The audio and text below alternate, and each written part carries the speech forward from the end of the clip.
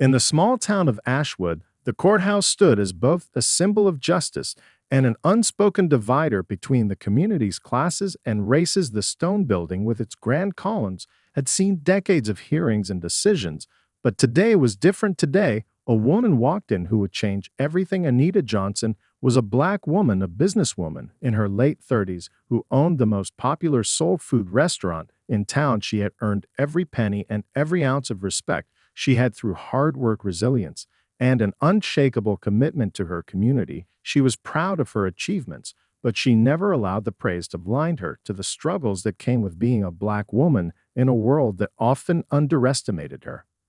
As Anita entered the courtroom, heads turned and whispers followed her steps. Her name had already made its way through the grapevine. After all, when a person like her, a black woman with ambition, made waves, it was news for some good reason. Anita was standing trial today. She had been accused of violating zoning laws after expanding her restaurant into a neighboring building in the town square. She had followed the procedures, but bureaucracy was often slow, and her growing business had outpaced the red tape.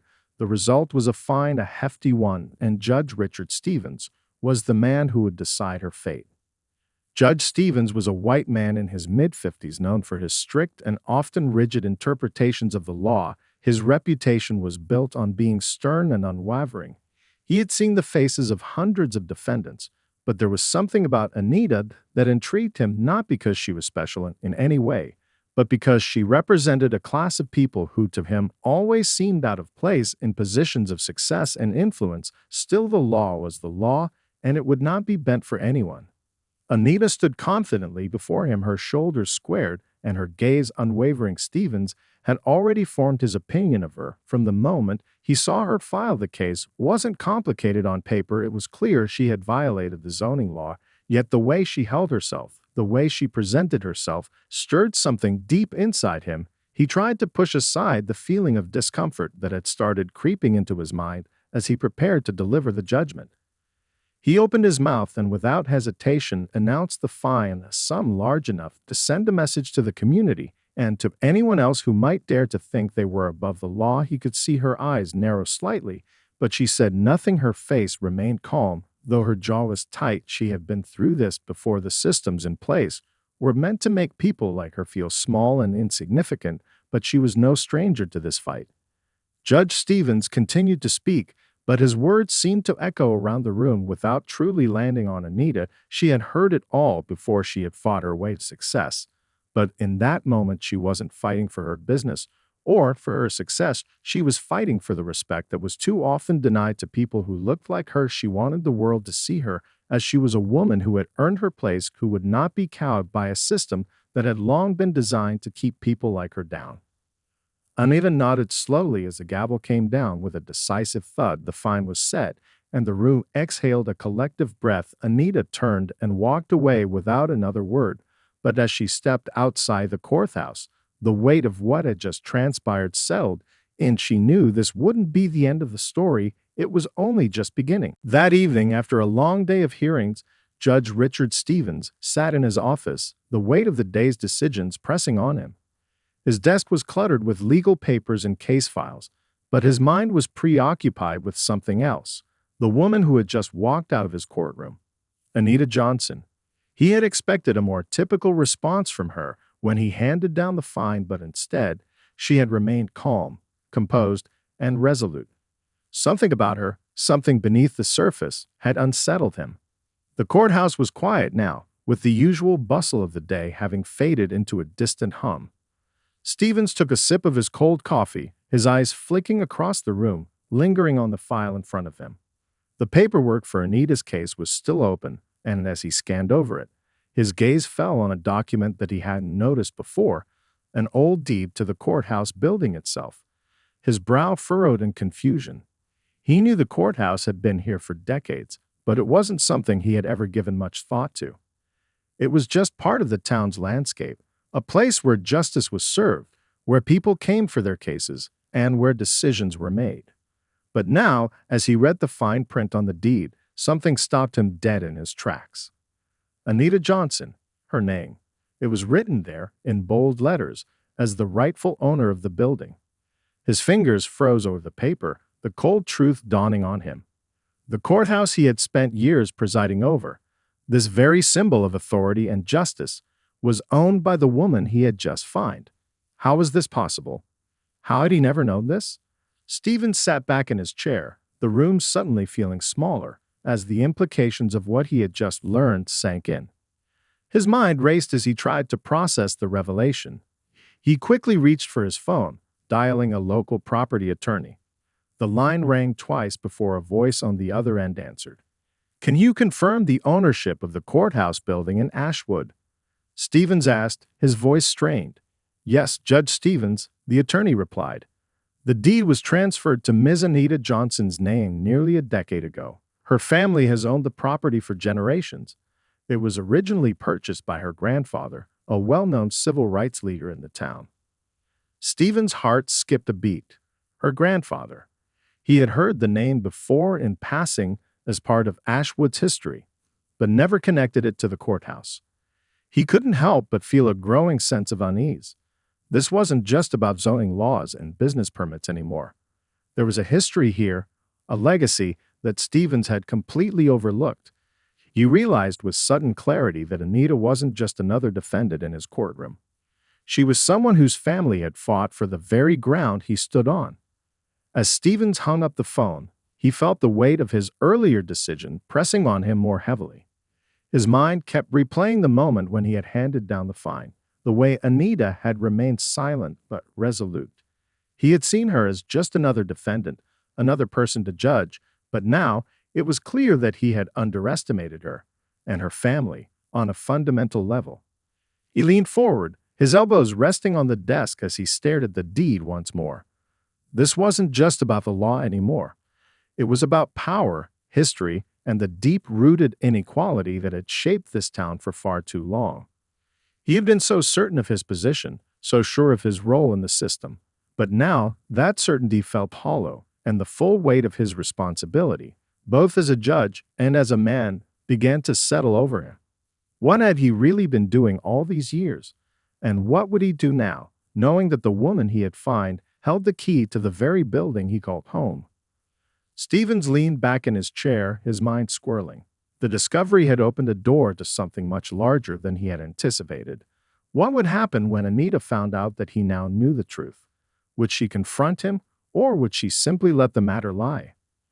There was only one way to find out, and Stevens knew, deep down, that his next move would define not just his career, but his entire understanding of justice itself. Judge Stevens spent the next few days in a daze, haunted by the discovery of Anita Johnson's ownership of the courthouse.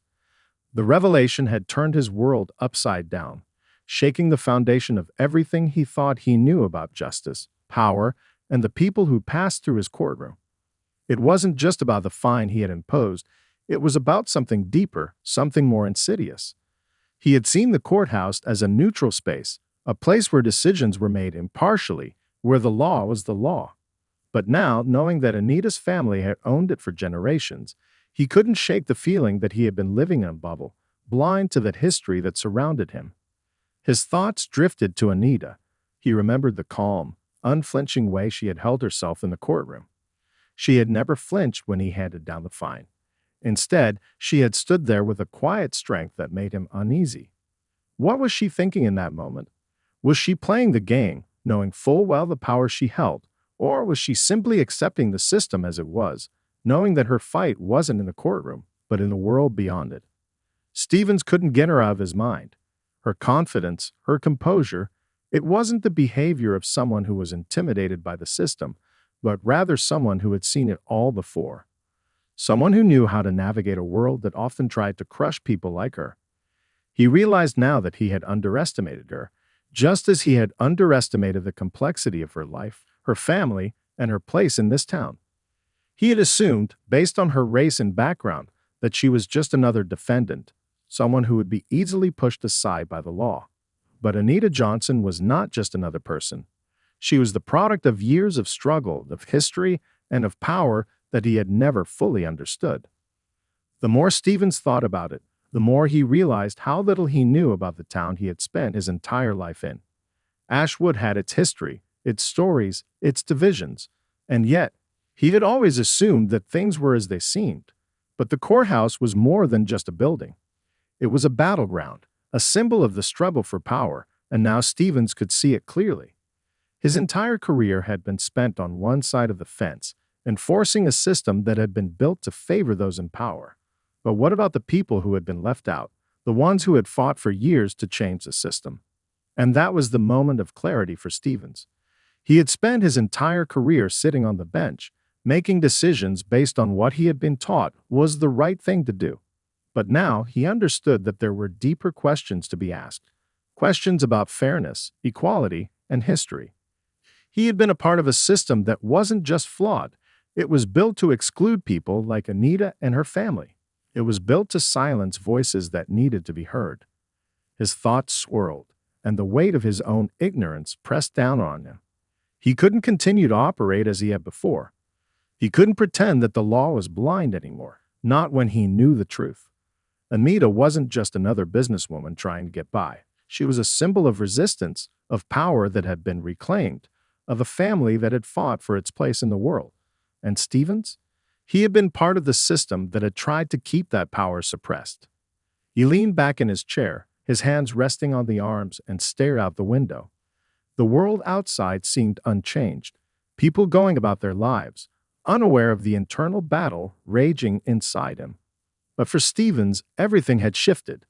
His understanding of justice had been altered in an instant, and the more he thought about it, the more he realized that he had a choice to make.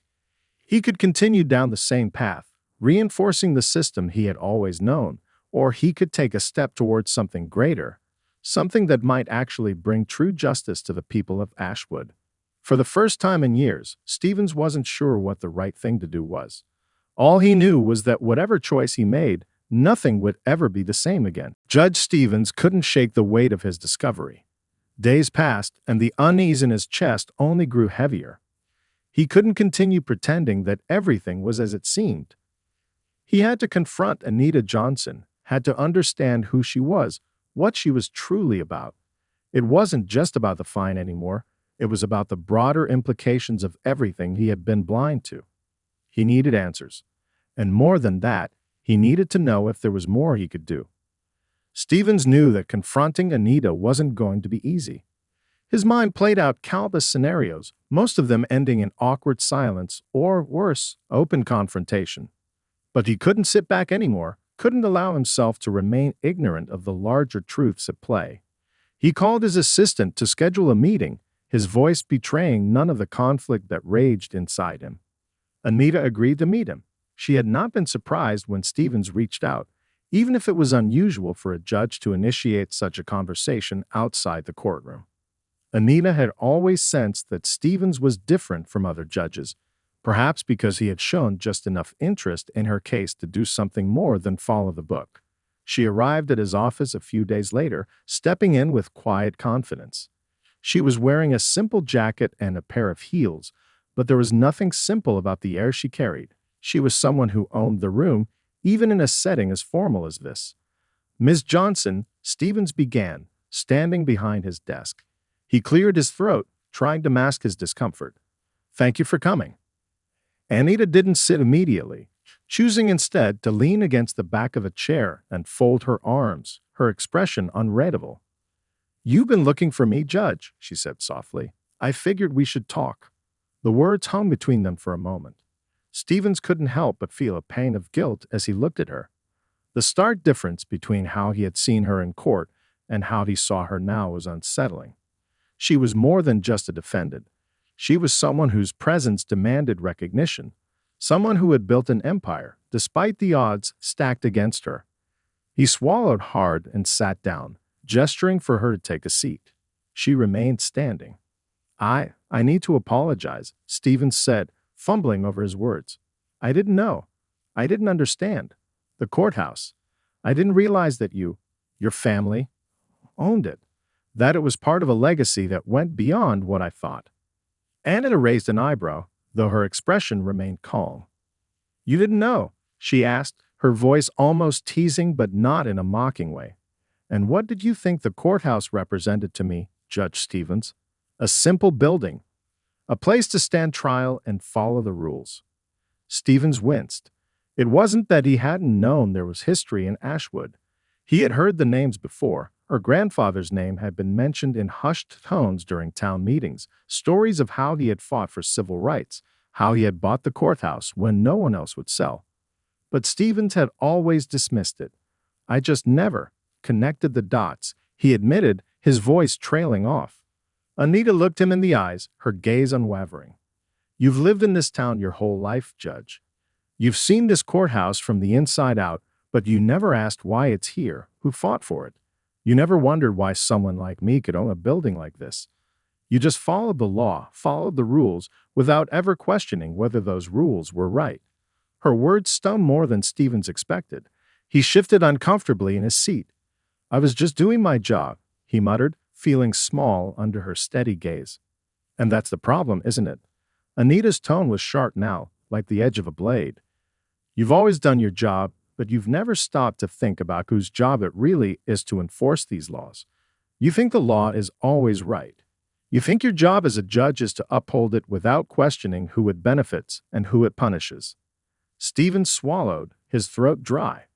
The anger in Anita's voice was justified, but it was the quiet truth in her words that rattled him. For the first time, he was beginning to see how deep his blindness had run. He had been part of a system that had worked to keep certain people in their place, to maintain a power dynamic that favored the few over the many. He had served that system faithfully, without ever questioning it. I never meant to cause harm, Stevens stammered, feeling the full weight of his failure as he spoke. I just thought I was doing what I was supposed to do. But now I see. I see how much I didn't understand. I'm sorry. Anita looked at him for a long moment, her expression softening slightly. I'm not looking for your apology, Judge Stevens, she said quietly. I'm not even sure you understand what you're apologizing for. What I want, Stevens looked at her, the truth of her words sinking in. He hadn't been doing his job, not the way it truly mattered. He had been upholding a system that ignored the people it was meant to protect. I'm starting to see that, he murmured, his voice barely above a whisper. Anita nodded, her eyes never leaving his. Then it's time to start doing something about it, Judge. And that's a conversation for another time. As she turned to leave, Stevens was left staring at the empty chair across from him, realizing that his understanding of justice had only just begun to unravel. What I need is for you to see the truth, to understand that there's more to this system than the law as it's written. There are lives, there are histories, there are people who've been forgotten, and I'm not one of them. Judge Stevens spent the following days in a haze, his mind still reeling from the conversation with Anita. He couldn't stop replaying her words, the power and clarity behind them. The moment she had walked out of his office, he had felt a strange combination of guilt and enlightenment. For the first time in his career, Stevens began questioning everything, the system, the rules he had always blindly followed, and his role in perpetuating a structure that failed so many. The more he thought about it, the more he realized how deeply entrenched he was in a system that had never truly been designed to serve everyone equally. It wasn't just about the courthouse or Anita's case. It was about the people, the community, and the ways in which the law was selectively enforced, often leaving behind those who needed it most. Stevens had seen the faces of defendants from different walks of life, but had he ever really understood their stories? He had handed out judgments, fines, and sentences for years, but how often had he truly stopped to understand the full picture? The next morning, Stevens went into work earlier than usual. He sat at his desk, staring at the pile of cases in front of him, the weight of the decisions he had made over the years beginning to feel overwhelming. He had followed the law, he had done his duty, but something deep inside told him that he had been complicit in something far more complex, something that needed to change. He knew what he had to do. The first step was to fix what had gone wrong in Anita's case, but that was just the beginning. If he was going to make things right, he would have to confront the deeper issues that ran through the heart of the town and the justice system that governed it.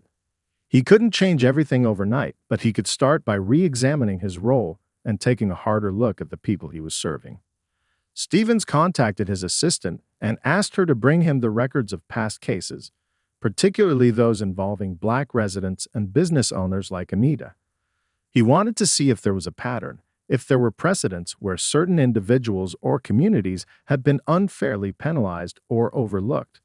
The more he dug, the more he began to see a troubling pattern, one that reflected the history of Ashwood itself. The town's racial divide wasn't just an issue of the past, it was still alive and well, embedded in the way justice was administered. By mid-afternoon, Stevens decided he needed to visit Anita's restaurant. He had never been there before, but now he understood he needed to see her world firsthand. He left his office and drove to the bustling heart of Ashwood, where the scent of frying chicken and collard greens filled the air.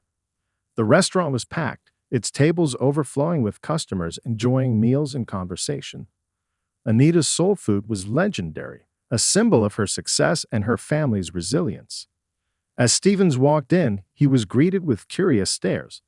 It wasn't every day that a judge walked into a business like Anita's and he could feel the eyes on him. He approached the counter where Anita stood, her warm smile welcoming him. "Judge Stevens," she said, her tone warm but with a hint of suspicion. "What can I do for you?" Stevens hesitated for a moment before speaking. "I wanted to see your business for myself. I wanted to understand your world, Anita, what you've built, what you're fighting for." Anita raised an eyebrow but said nothing. She simply gestured for him to sit at one of the tables. The customers around him seemed to go back to their meals, but Stevens felt out of place, almost like an intruder. As he sat, Anita joined him, bringing over a plate of food, a simple yet hearty serving of fried chicken, cornbread, and greens. She slid the plate in front of him, her gaze never leaving his face. "You've never been here before, have you, Judge?" she asked. Stevens nodded, feeling the weight of his ignorance. "No, but now I understand that I've been missing something. Something important." Anita's expression softened. "You've only seen the courthouse, Judge, but you haven't seen the lives that are built outside of it. The people who live here, who struggle here, who fight every day to survive in a system that was never meant to help them." He took a bite of the food, and for the first time, he felt like he was truly seeing the town he had lived in his entire life. He could taste the history in every bite, the resilience, the strength, the deep roots of a community that had survived despite being overlooked and neglected by the very systems that claimed to serve it. Stevens looked at Anita, his eyes filled with a new understanding. "I don't know how I can make up for what I've done, but I want to try," he said quietly. "I want to make sure that the people in this town, the ones who've been overlooked, are heard." Anita smiled, but it wasn't a smile of approval. It was a smile of acknowledgement, as if she knew this was just the beginning. "It's a long road, Judge Stevens, but it's a road worth walking, and you're right about one thing. It's time for the system to hear us all." As Stevens left the restaurant that afternoon, he felt a shift within himself. He wasn't sure where this new path would lead, but he knew one thing for sure: nothing would ever be the same again. Judge Stevens' visit to Anita's restaurant had shaken him in ways he didn't fully understand.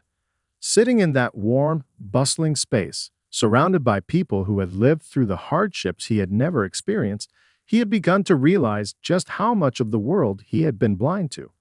The food, the people, the community, it wasn't just about a case or a ruling. It was about lives lived, struggles fought, and histories long buried. And now, it was clear to him that his place in this town wasn't just that of a judge, but of someone who had to question everything he had been taught about the law and about justice. Stevens spent the next several days carefully reflecting on his position and his newfound understanding. He revisited old case files, carefully studying the patterns that emerged. The racial disparities in the court records were glaring. He could no longer ignore the way that justice had been unevenly distributed in Ashwood, particularly for Black residents. The cases he thought were just routines seemed to carry weight he had missed before, the weight of systemic inequality that had shaped the town for decades. As Stevens walked through the courthouse one morning, his thoughts were interrupted by his assistant's voice calling him over. She was holding a small stack of papers, her face betraying a hint of urgency. "Judge Stevens, there's something you need to see," she said, handing him a document that made his heart skip a beat. It was a list of past and pending cases that had involved Anita's business. There, in black and white, was the stark evidence of what he had been avoiding. The court had fined her multiple times over the years for minor violations that had been blown out of proportion compared to similar violations committed by white business owners in Ashwood. It wasn't just a few isolated instances, it was a consistent pattern of disproportionate scrutiny and penalties. Stephen's hand shook as he read through the pages. He could hardly believe what he was seeing. These weren't mere coincidences. This was systemic bias at play. Anita's restaurant had been targeted, while others had received leniency or been overlooked entirely. In that moment, something inside Stevens clicked. It wasn't just Anita who had been wronged. It was the entire community. He had been part of a system that had actively upheld this inequality, maintaining the status quo instead of challenging it. And for the first time in his career, Stevens realized that his duty wasn't just to enforce the law, it was to ensure that the law was just, and he hadn't been doing that. He called for an emergency meeting with the courthouse staff. When they gathered in the conference room, Stevens stood at the front, his usual composure now replaced with a sense of urgency and determination that had never been present before. "I've made a mistake," Stevens began, his voice firm but carrying an undercurrent of shame. "I've allowed the court to perpetuate an injustice, and I've failed to see the disparities that have existed for far too long. The evidence is clear, and I can't ignore it any longer. We have been part of a system that has targeted certain individuals, people like Anita Johnson, while turning a blind eye to others." There was a long silence in the room. His staff looked at him, some with shock, some with skepticism. One of his senior clerks, a middle-aged man who had worked alongside Stevens for years, spoke up. "Judge Stevens, are you suggesting we start overturning decisions based on past rulings? That's not how things work around here."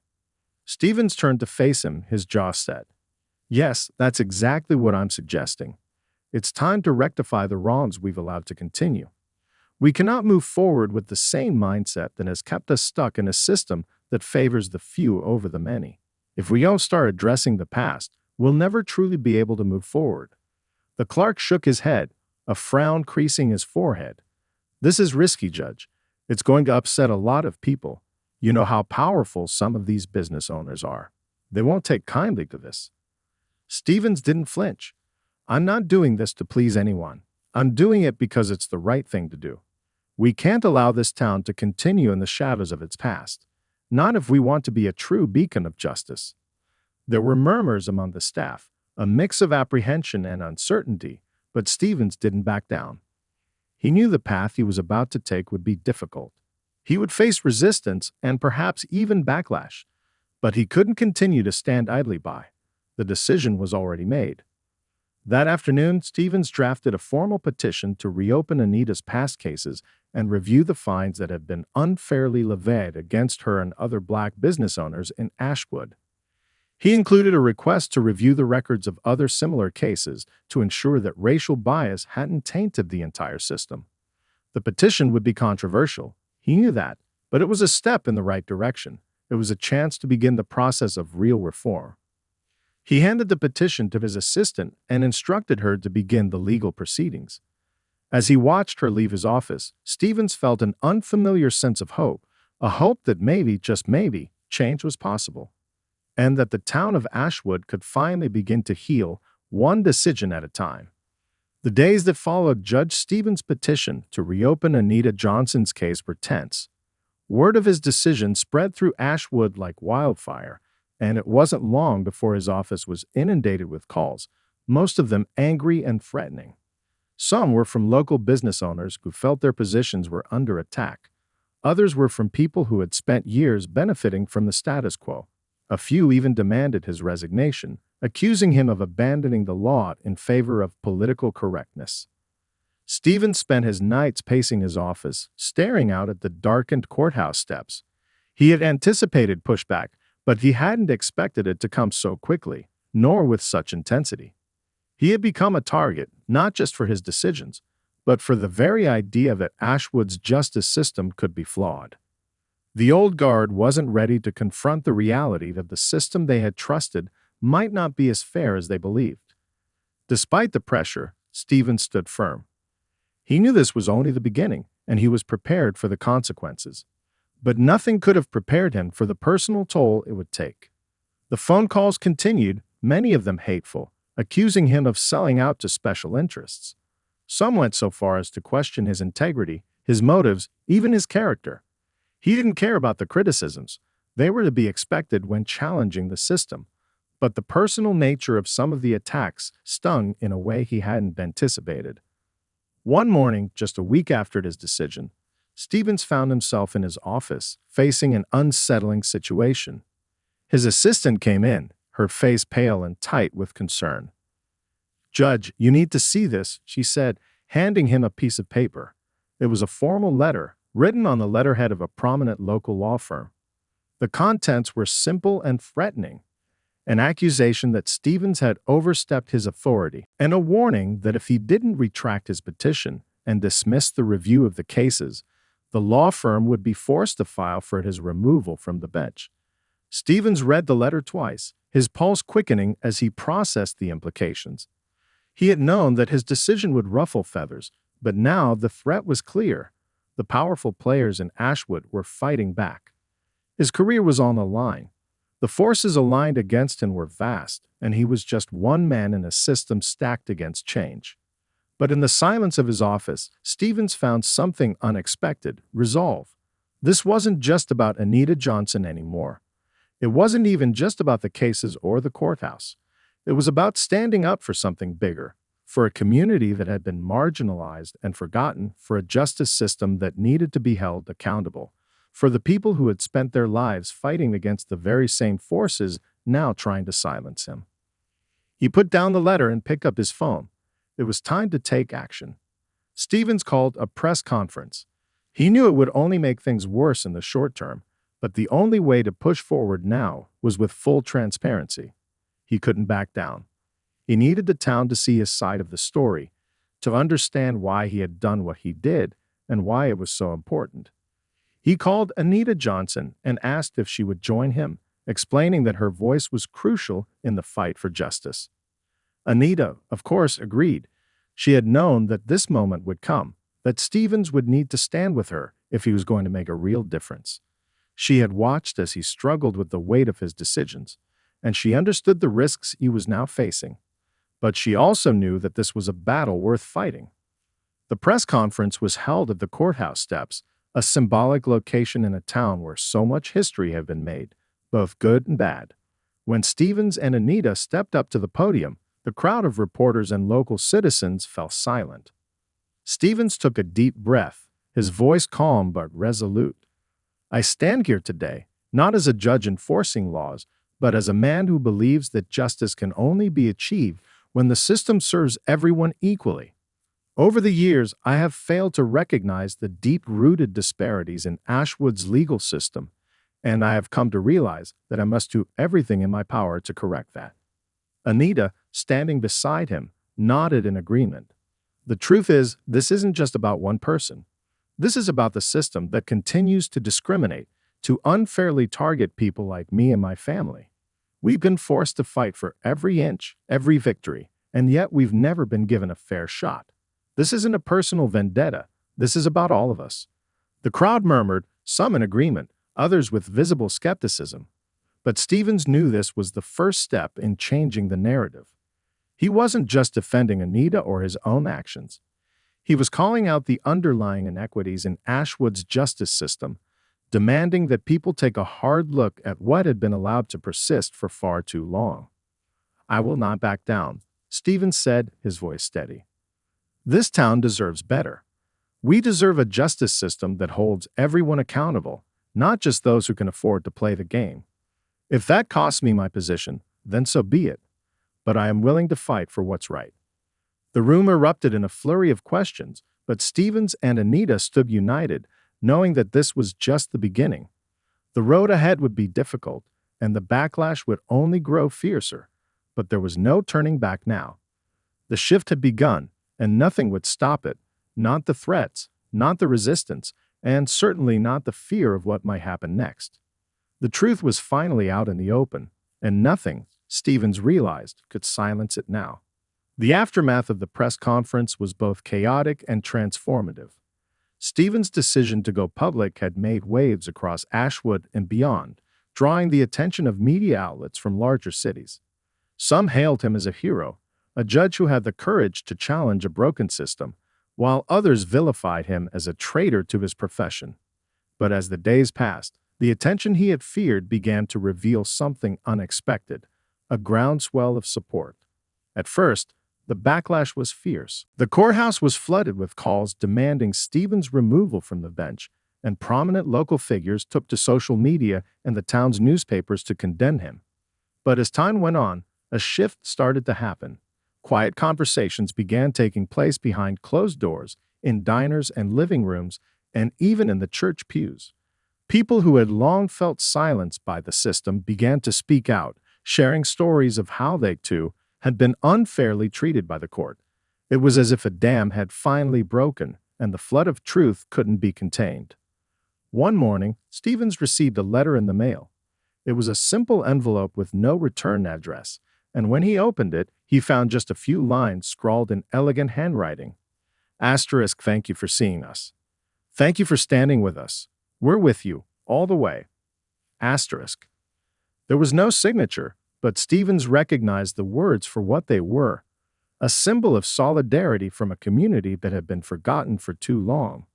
It was a message that reminded him why he had taken this risk, why it had all been worth it. Anita's phone began to ring off the hook, too.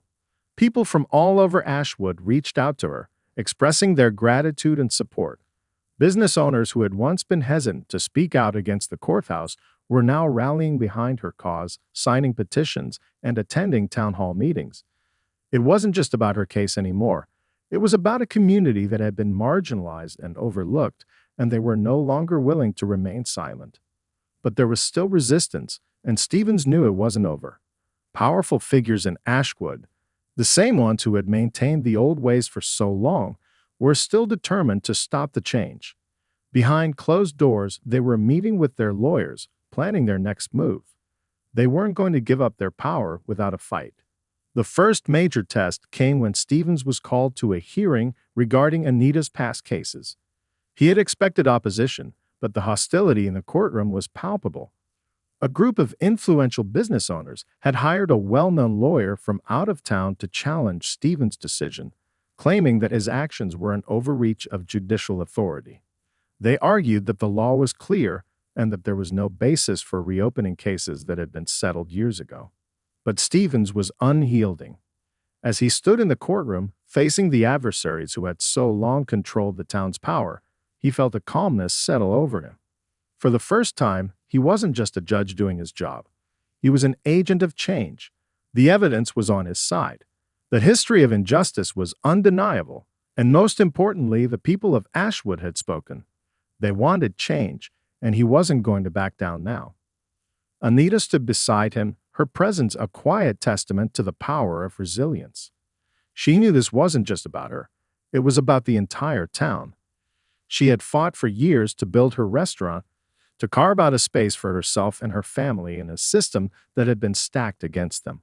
And now she was fighting for something even bigger, the future of Ashwood. The hearing went on for hours, with both sides presenting their arguments, but Stevens' resolve never wavered. In the end, after what seemed like an eternity, the judge presiding over the case delivered his verdict.